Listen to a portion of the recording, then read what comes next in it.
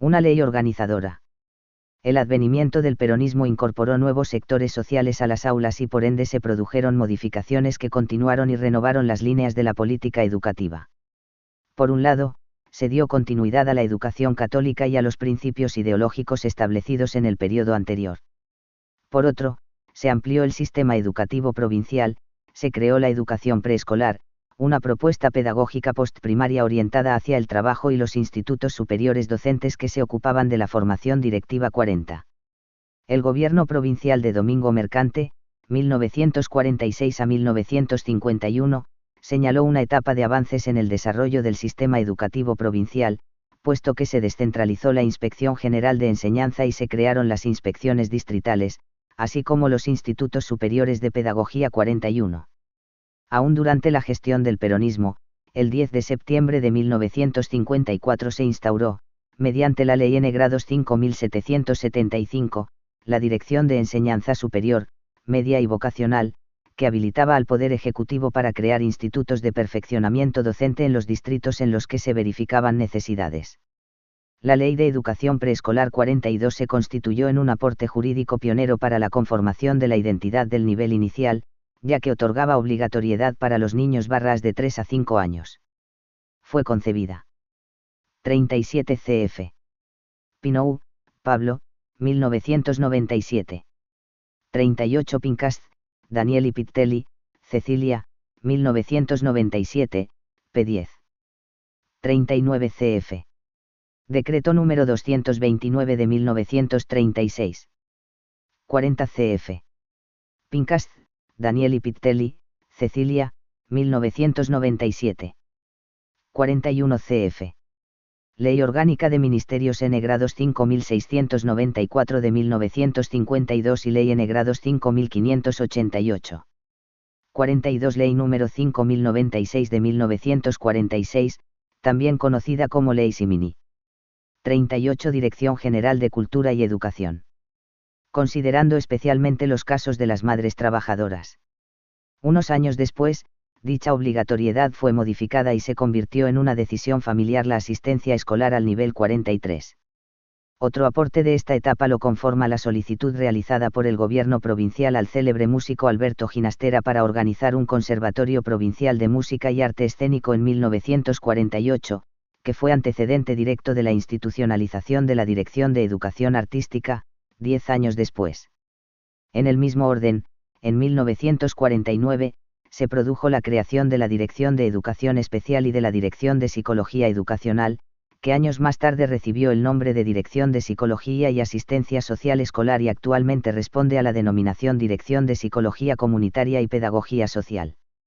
La educación artística, la educación especial y el aporte de la psicología a la educación enriquecen la educación común obligatoria, ya que atienden a la creciente complejidad y a la diversidad de la matrícula abordada.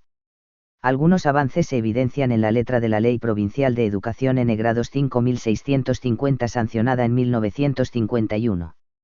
En relación con el derecho a la educación, la Ley del Peronismo, entre otras cuestiones, establece que el Estado se presenta como garante de la obligatoriedad, prohibiendo expresamente el trabajo infantil fuera del domicilio que impida cumplir con la escolaridad obligatoria y brindando asignaciones familiares para aquellos padres/madres que no puedan enviar a los niños menores de 14 años a la escuela 44.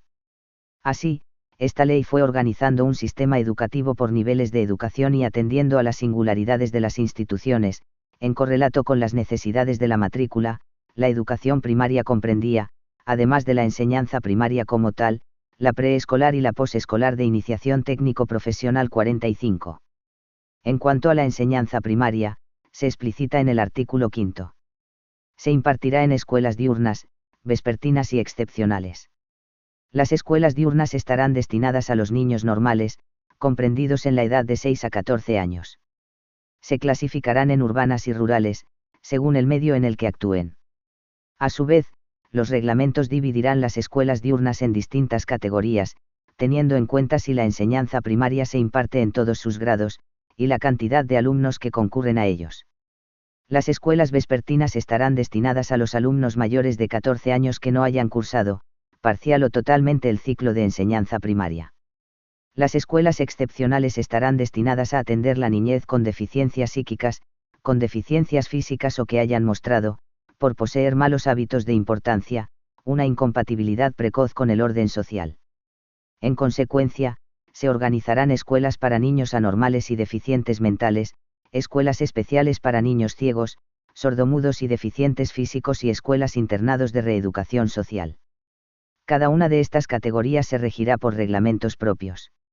La educación primaria continuó siendo, como en los orígenes del sistema educativo provincial, la educación obligatoria, pero extendió el horizonte de la matrícula porque además de los niños normales en la concepción de la época, incorporó a los mayores de 14 años y a los las que manifestasen evidencias de necesidades singulares.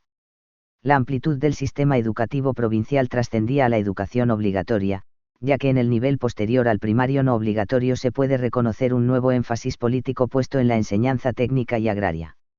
La enseñanza primaria posescolar es voluntaria y se impartirá en escuelas profesionales, en escuelas fábricas, en escuelas de capacitación, en escuelas de artes y oficios y en clases de iniciación técnica profesional que podrán crearse en las escuelas graduadas, cuando en la zona no existan establecimientos educacionales especializados.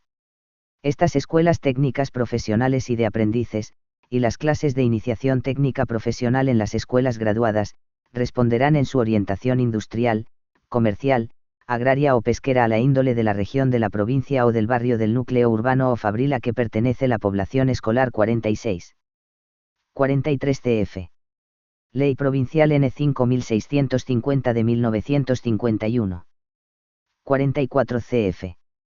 Pincast, de Ipiteli, C. 1997. 45 CF. Ley Provincial N 5650, artículo 15 grados. 46 Ley Provincial número 5650, artículo 19 grados. Marco General de Política Curricular 39. En el mismo nivel educativo, para las niñas se planteaba. En las escuelas graduadas se crearán cursos posescolares de preparación para los quehaceres domésticos, para el manejo del hogar y para su futura función materna. En las escuelas graduadas rurales, esta formación atenderá a las peculiaridades del hogar campesino 47. La organización de un sistema educativo articulado en sus diferentes niveles y la creación de direcciones de gestión que abordaron la complejidad de la matrícula atendida, constituyen un valioso aporte en relación con la obligatoriedad. El derrocamiento del gobierno del general Juan Domingo Perón en 1955, trajo consigo la caída de estos principios de política educativa, de la ley número 5650 y de las constituciones de esta etapa. Una ley controvertida. Más de 40 años separan la ley número 5650 de la norma que la derogó en 1994. Entre una y otra se sucedieron años de proscripciones, de alternados gobiernos democráticos y de facto, de tristezas y de luchas para la República Argentina. Sin embargo, en este periodo, se produjeron algunos cambios dignos de mención en los que participó la provincia de Buenos Aires, puesto que apuntaron a la organización del sistema educativo nacional.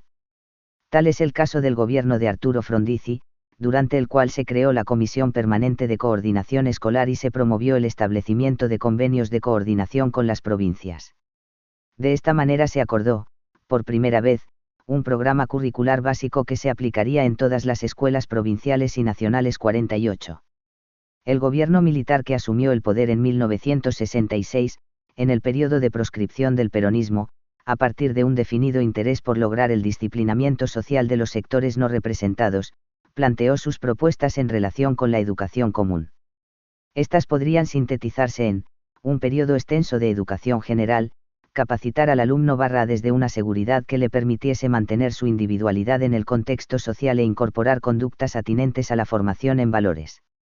Esta reforma educativa, tal como se la denominó entonces, puso en duda la continuidad de la obligatoriedad que anteriormente era de 7 años y pretendió modificar al sistema educativo implementando un ciclo elemental de 5 años, uno intermedio de 4 y uno medio de 3. A pesar de la fuerte resistencia de sectores docentes y populares ante la ilusoria posibilidad de extender la obligatoriedad dados los índices de deserción existentes, la provincia de Buenos Aires puso en práctica los principios de la reforma, aunque resulta difícil medir su verdadero alcance a partir de las fuentes disponibles. Es válido señalar que en esta época, se incorporaron en forma frecuente las nociones de currículo, contenidos mínimos, guías didácticas, Planificaciones a nivel del aula. La tendencia a darle centralidad al planeamiento explica que en 1967 se haya creado la Dirección de Educación Superior, cuya propuesta era atender la formación de nivel terciario de profesionales, técnicos / e investigadores / de acuerdo con las demandas sociales 49. En 1973, con el acceso democrático del peronismo al gobierno, se dejó sin efecto la escuela intermedia. El sistema educativo provincial continuó creciendo tanto en la amplitud de la matrícula atendida, cuanto en la variedad de instituciones a su cargo. De esta manera, la obligatoriedad de la educación común cobró nuevas formas en tanto albergó, con la correspondiente institucionalización, a franjas de edades que no accedieron a la educación común en los tiempos cronológicos previstos por la escuela primaria.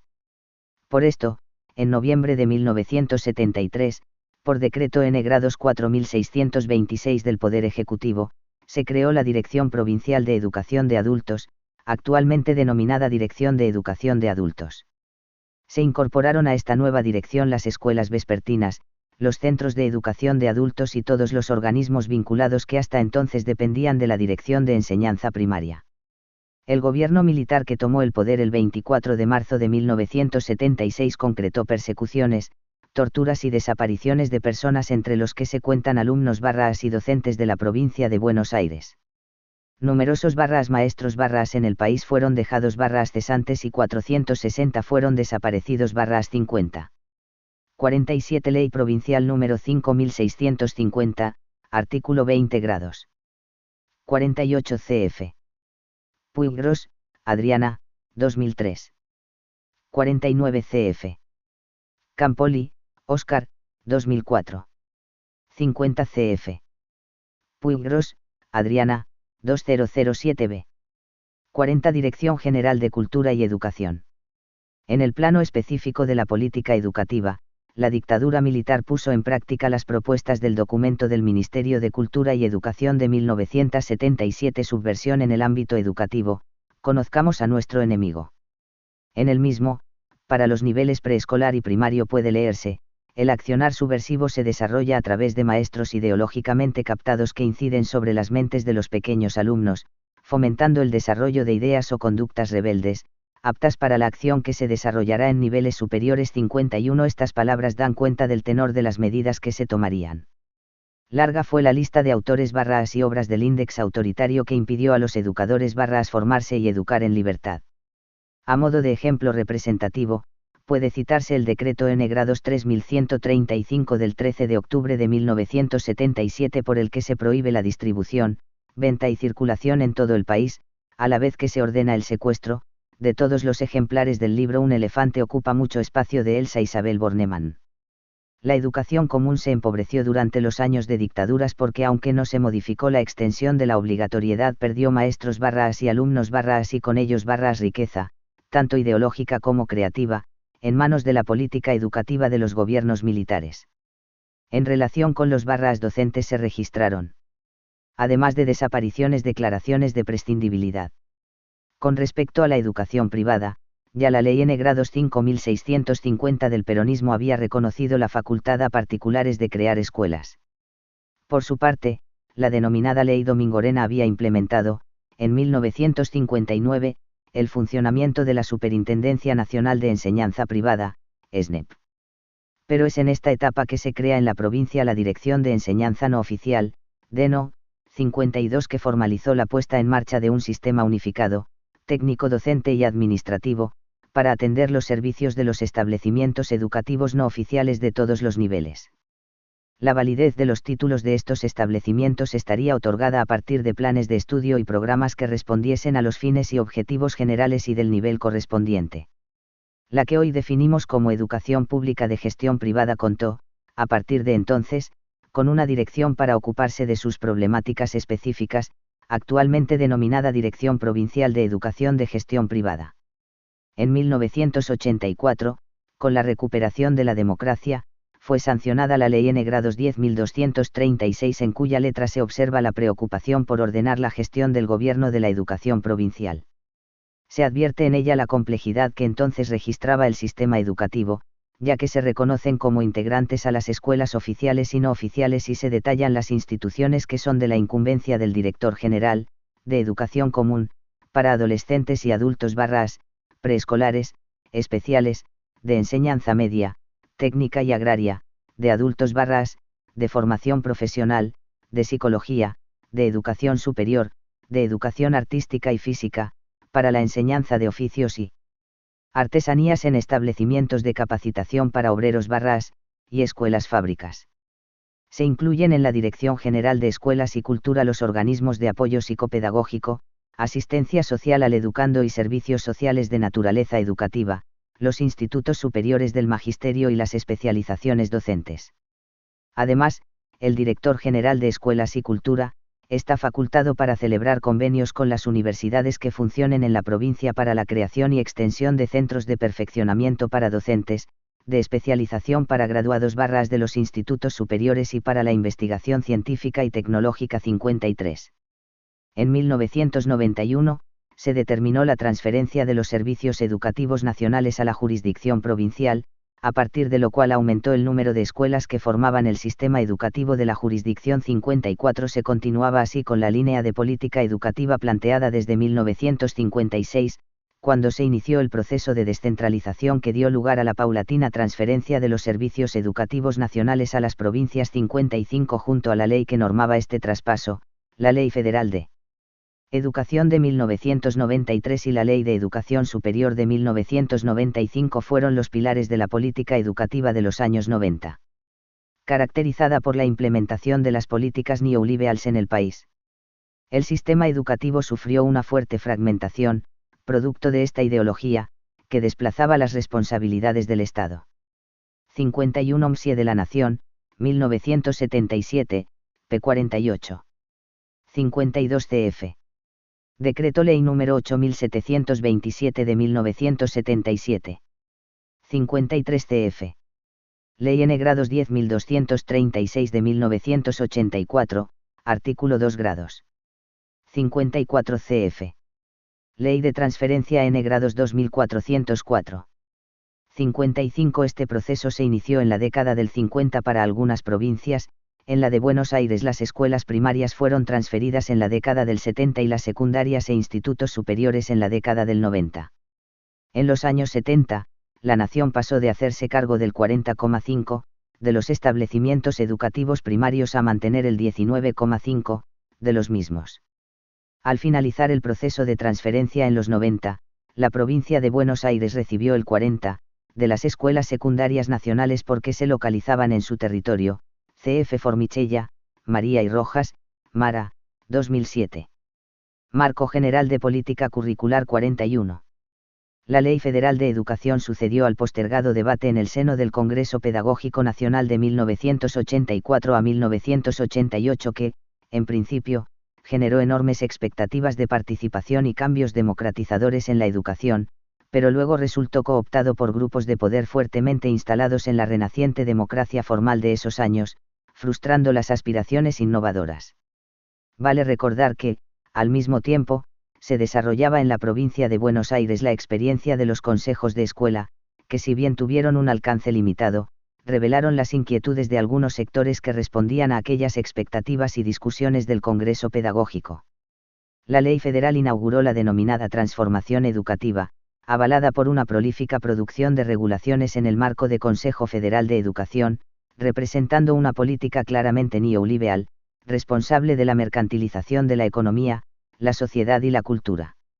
En este marco, la legislación provincial bonaerense se pronunció a través de la Ley Provincial de Educación número 11.612, que fue sancionada en 1994. La misma consagró los principios de la Ley Federal de Educación y aumentó la obligatoriedad escolar a 10 años, incluyendo aquí el último año del jardín de infantes y la educación general básica, esta última de 9 años de duración y entendida como una unidad pedagógica integral y organizada en ciclos 56. Una ley en prospectiva. Si bien la ley federal avanzó en el reconocimiento de la obligatoriedad y en la manifestación de problemáticas político-pedagógicas de importancia, su implementación profundizó la fragmentación y desarticulación del sistema, así como la mercantilización de la educación y la introducción de lógicas eficientistas. Este es el modelo político y social que se pretende revertir al concebir la educación y al conocimiento como bienes públicos y como derechos personales y sociales, y al Estado como garante de aquellos 57. Siguiendo estos lineamientos, la Ley de Educación Provincial número 13.688 establece: la provincia, a través de la Dirección General de Cultura y Educación, tiene la responsabilidad principal e indelegable de proveer, garantizar y supervisar una educación integral, inclusiva, permanente y de calidad para todos sus habitantes, garantizando la igualdad, gratuidad y la justicia social en el ejercicio de este derecho, con la participación del conjunto de la comunidad educativa. 58. En esta ley la obligatoriedad se extiende a 14 años, desde la sala de 4 años del jardín de infantes hasta la finalización de la educación secundaria. Otras leyes nacionales sancionadas recientemente, contribuyen a configurar y complementar la política educativa en la República Argentina de hoy: Ley de Educación Técnico Profesional número 26.058 de septiembre de 2005, la Ley Nacional número 26.061 de la Protección Integral de los Derechos de las Niñas, Niños y Adolescentes del 28 de septiembre de 200559, la Ley de Financiamiento de la Educación número 26.075 del 21 de diciembre de 2005 y, particularmente, la Ley de Educación Nacional N grados 26.206 de diciembre de 2006. En síntesis, los primeros años del tercer milenio encuentran a la jurisdicción en la tarea de construir las condiciones que permitan el acceso a la educación común de todos sus habitantes, como un derecho constitutivo de la ciudadanía. 56 CF. Ley Federal de Educación, artículo 10 INC. A y B. 57 CF. Ley Provincial de Educación N grados 13.688, artículo 2 grados. 58 Ley Provincial de Educación N grados 13.688, artículo 5 grados. 59 Esta ley fue precedida, en la provincia de Buenos Aires, por la Ley Provincial N grados 13.298 de Promoción y Protección Integral de los Derechos de los Niños, sancionada el 29 de diciembre de 2004. 42 Dirección General de Cultura y Educación. Anexo 2. Sujetos en diálogo intercultural. Política lingüística. Los límites de mi lenguaje son los límites de mi mundo. Ludwig Wittgenstein. En nuestro país, durante el periodo denominado, históricamente, de organización nacional se comienza a proyectar la unificación de la nación. Para ello, los hombres de la generación del 80 definen, desde la esfera política, parámetros sociales y culturales sustentados en la ideología liberal y modernizadora. La comunidad de lengua de las metrópolis de fines del siglo XIX y principios del siglo XX decide que el idioma del grupo hegemónico, es decir, el español dialecto castellano exprese, desde la esfera lingüística, los significados de nación y de pueblo argentino que política y culturalmente se desean proyectar. De esta manera, el español se incorpora a la estructura de relaciones de poder que organiza el nuevo Estado. El dominio del español será socialmente entendido como condición para la participación política y la integración en el mercado interior. A la lengua española se le confiere la misión de unificar los pueblos, entonces se la erige como lengua nacional y como lengua oficial 60. A su vez, el patrón civilizador que deriva en el exterminio de poblaciones aborígenes trae como correlato para estas comunidades así como para los grupos inmigrantes la necesidad de hacer invisibles diversidades étnicas, culturales y lingüísticas, entre otras. Con esta política lingüística se erosionan las culturas nativas por menoscabo social y ausencia de atención estatal. La Ley de Educación Nacional N grados 1420 de 1884 establece los principios de educación común y de escolarización gratuita y obligatoria, matriz homogeneizante de ciudadano argentino e hispanohablante. Esta normativa funda una institución escolar que constituye el medio efectivo para integrar plenamente a los hijos de los inmigrantes a la sociedad argentina y para civilizar a los buenos gauchos.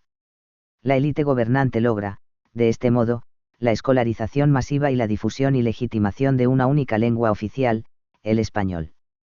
En síntesis, en nuestro país obra una ideología que guía la planificación lingüística estatal, instituye una lengua oficial como modelo lingüístico, la cual se superpone a otras entidades lingüísticas, acción denominada como glotofagia o glotopolítica y se la utiliza como estándar 61. De esta manera, se debe acceder a ella como vía a otros beneficios de la ciudadanía 62. El concepto de política lingüística refiere una planificación propuesta desde ámbitos del Estado a los fines de promover una situación o condición particular de su población correspondiente al dominio de las lenguas, dialectos y variaciones 63 considerando los componentes políticos, sociales y culturales que participan en los múltiples procesos comunicativos 64 y, en este caso, en la vida de los bonaerenses. 60 La lengua oficial de un país no siempre es sinónimo la lengua nacional. Mientras la primera remite al dialecto predominante, que un grupo de poder instala como lengua oficial de un Estado, la segunda remite sobre todo a una comunidad de hablantes que no necesariamente habitan un territorio con continuidad territorial, por ejemplo, el pueblo judío. 61 Variedad aceptada por la comunidad de hablantes que la considera parámetro frente a otros dialectos y variedades. En el proceso de estandarización se producen gramáticas, diccionarios, normativas lingüísticas y documentos gubernamentales. 62 Calvet, Louis Jan, 1997. 63 Lengua, dialecto elegido por el grupo de poder para constituirse en lengua de un Estado o nación / estatuto atribuido a un dialecto debido al número de hablantes y la extensión territorial que ocupan los mismos. Entre dialecto y lengua no hay diferencia objetiva. El estatus lingüístico jerarquizado se lo otorgan los poderes políticos, los hablantes, las prácticas escriturarias. En una lengua o un dialecto se diferencian variaciones que representan rasgos particulares o diversidades, valores y funciones sociales, las jergas, juveniles, o los tecnolectos, propios de oficios, sociolectos, sustratos étnicos y de lenguas originarias, registros, usados en determinada situación o contexto, etc. 64 cf. Calvet, Louis Jan, 1997. Marco General de Política Curricular 43. Cabe agregar que no existen fundamentos lingüísticos para alegar que una lengua o idioma, dialecto o variación lingüística es mejor que otras. No hay ninguna razón intrínseca a las propias lenguas para establecer diferencias entre ellas 65.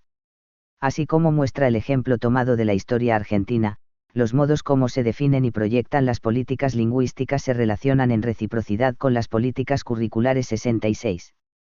En los años 90, a partir de las tecnologías de la información y de la comunicación, se agudiza la pugna internacional entre países centrales y / o hegemónicos por ejercer predominio lingüístico sobre los países más pobres, con la intención de que estos últimos incorporen la lengua oficial de los países centrales como segunda lengua o como lengua franca 67 de intercambio internacional, afianzando de esta forma los procesos de globalización. Múltiples y contradictorios debates surgen en torno al avance lingüístico de países con intenciones expansionistas. En nuestra jurisdicción el inglés tiene un uso social más restringido que la propia lengua de origen. Las ideas de diversidad lingüística y de derecho a la diferencia se potencian ante el dominio hipercentral del inglés. Las lenguas o variaciones que cotidianamente hablamos en nuestros contextos y el modo como lo hacemos revelan identidades, algo de nosotros mismos. La identidad es el fenómeno de reconocimiento y de diferenciación. Observando el panorama internacional, la masificación e incorporación de estas tecnologías pone en escena comunidades étnicas, culturales, de género, etc. que reclaman la defensa de sus identidades ante el avance globalizador. Las interacciones que se producen a través de tecnologías de la comunicación superan las fronteras nacionales, se conocen entre sí grupos sociales o pueblos o juzgados por otros y se establecen lazos de solidaridad. En Latinoamérica, debido a las exigencias de integraciones regionales entre países, por ejemplo los miembros del Mercosur, se inicia un proceso de reconocimiento y de restitución de derechos sociales, culturales y lingüísticos de comunidades y grupos cada vez más visibles 68, sobre todo a demanda de países con gran cantidad de población aborigen. En la última década del siglo XX, los grupos económicos trans y multinacionales se apropian de los mercados. Suceden consecuentes migraciones en búsqueda de mejor calidad de vida que desdibujan las tradicionales fronteras con las que se estructuraban y definían los perfiles de los países y naciones. En cada crisis, los diferentes grupos sociales, tanto los subsidiarios como los hegemónicos, hacen más visible la complejidad política, social, cultural y lingüística, ante la cual los conceptos de nación y de Estado ya no pueden entenderse en forma unívoca y monolíticamente estandarizada. De este modo, se comienza a desnaturalizar el paradigma homogeneizante y monolingüe, factor que se agrega a la condición de cambio o evolución en el campo lingüístico. Lengua familiar o materna y escolarización. La primera lengua o lengua materna es la lengua de origen, es enseñada por los padres en la intimidad de la familia y constituyente primigenio de identidad social y cultural. Es la lengua familiar heredada, transmite la propia cultura y enlaza generaciones. Por lo tanto, es la lengua de los afectos, productora de vínculos que articula el discurso en el que se confía, confianza que se extiende hacia la comunidad que la habla. Esta entidad lingüística configura la identidad de base. La profunda expresividad es una característica que, entre otras razones, la distancia de la lengua estándar y barra oficial. Como hemos visto, los estados modernos introdujeron el establecimiento de parámetros lingüísticos o de estándares fijos para acompañar el proceso de construcción de las identidades nacionales, que lograron capitalizarse como medios de prestigio y poder. Los estándares adquieren el estatuto de lengua oficial por resolución de políticas lingüísticas 69 Stan. 65 Zabalza, Xavier, 2006. 66 Los tradicionales dictados tenían el complejo propósito de corregir la pronunciación y mejorar la ortografía, discriminando el significado de palabras, por ejemplo, callo barra callo, maya barra maya. En las materias de declamación y oratoria eran habituales los recitados de poesías, prácticas en las que se demostraba la destreza en la correcta pronunciación del castellano oficializado.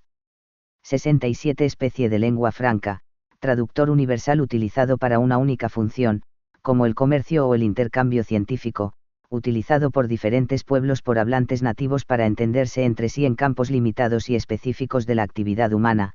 Reite, Alejandro, 1995, p. 43.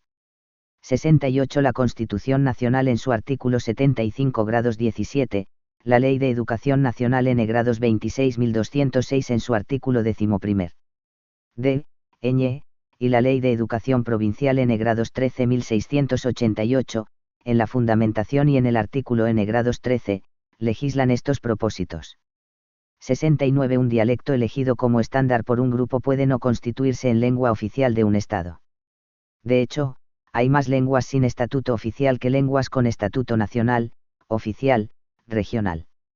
44 Dirección General de Cultura y Educación.